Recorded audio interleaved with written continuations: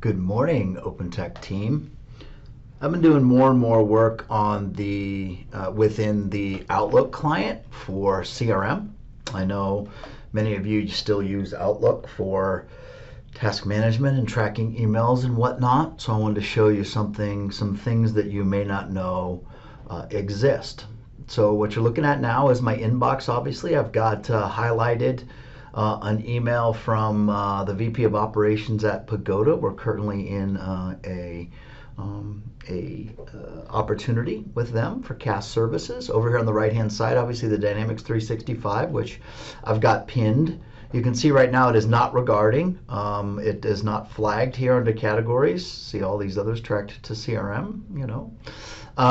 So how do I do that? Well, quite simply, I can go over here, which you all know, and I can just hit set regarding on the contact itself, right? Under Bo, on the contact itself. I could go to Pagoda at the bottom and set regarding. Now, we don't really send communications to companies, right? So we don't want to do this too often, but it is possible if we're still suspecting or prospecting. Down below, you can see the activity that we have with this particular client, or the last activity we have. Looks like George put in something, a note on some of their PPC spend. Way to go, George. Really good detailed notes. I can click on that and I can review that right in Outlook.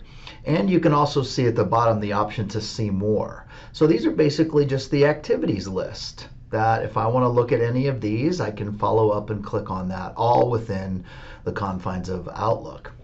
Now in this particular case, I want to set regarding for their CAS opportunity, right? So it's not a perfect science, but I'm going to put in Pagoda. And how do I know where their opportunities are for Pagoda? Well, these icons are super important. This is an account. This is a contact. Let me scroll down here to the bottom. This is a lead, the little phone right here. And you've got these exclamation point files right here. And those are what? Those are opportunities. So I've got one for CAS Pagoda. So I'm going to just simply go ahead and associate that information back to that specific opportunity. Okay? Now, if I want to review that opportunity, what you guys are doing, I see a lot, is you're going over to CRM and searching, right? So I can actually click right here. Remember everything hidden under the three dots, right? The ellipsis. I can view in Dynamics.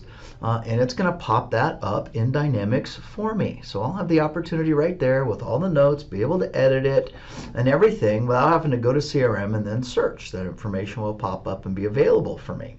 Okay? Let me close that out. Another thing that we really need to get better at doing, and that is the follow-up, right? So what did I do? I just added a completed activity for Bo in an opportunity, right? But what I really want to do is I want to go in, put the little plus up here, right? And go to activities, and I want to add a task to follow up.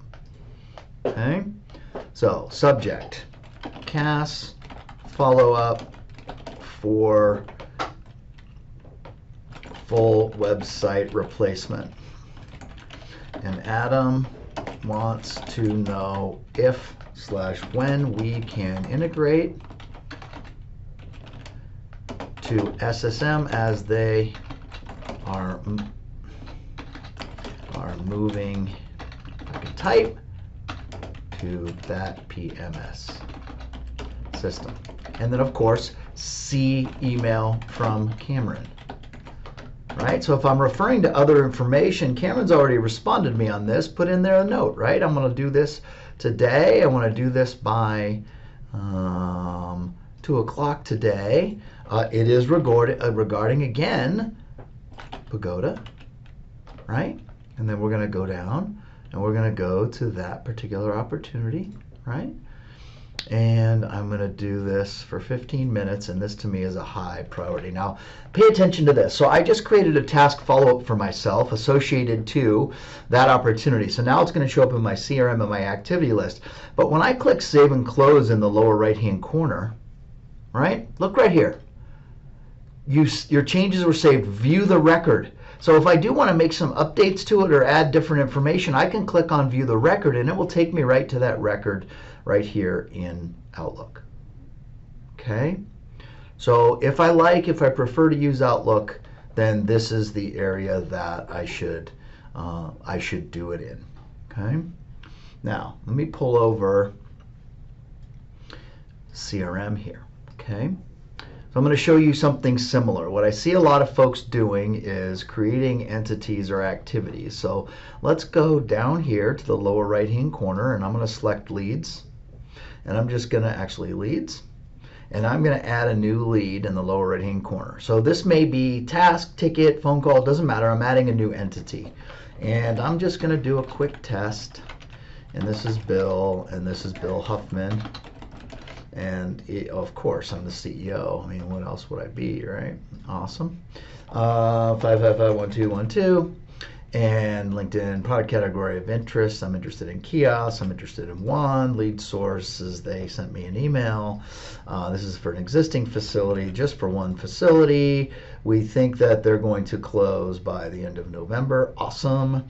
The interested products. Yes. www.billswebsite.com,